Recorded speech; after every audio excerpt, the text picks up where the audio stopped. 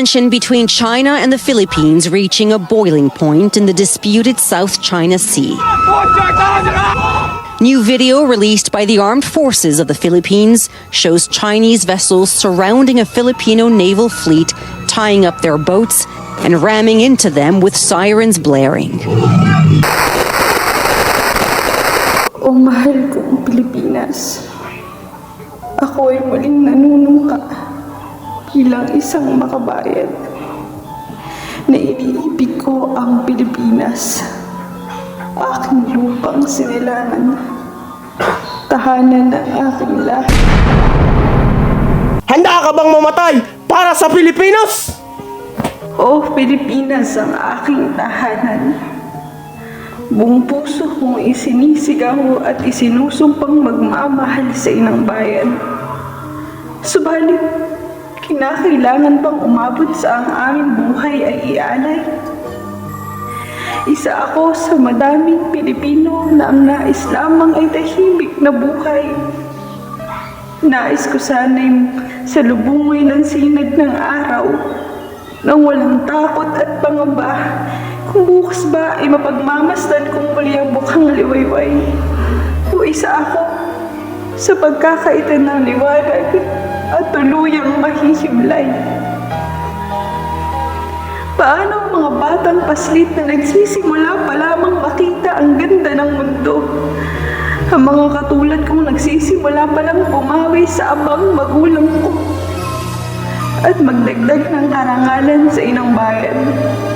Kung katulad ng naunang kabanata ng ating kwento, kami bang Pilipino ay muling pahihirapan ng ibang lipi?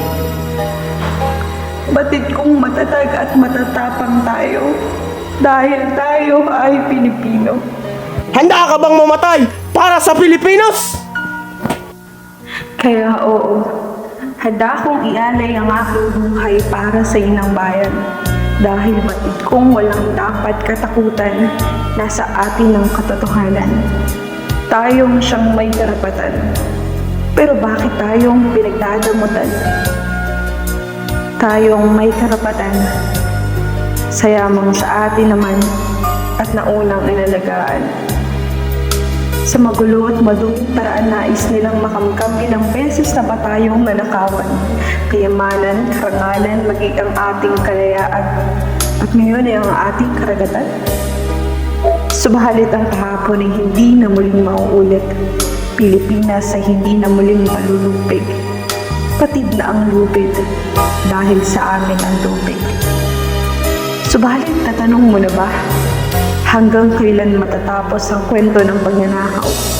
Saan nanggaling ang tapang na kami nakawan? Ako ay Pilipino.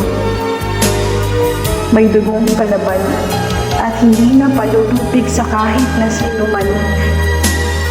Sa mga manlulupig na sabik sa aming yaman, hindi na muling luluha ang inang bayan dahil hindi sasayangin ang buhay na minsang inalay para sa kalayaan, maging ang aming karapatan. Hindi na madaragdagan ang lahi na sa amin ay ng api.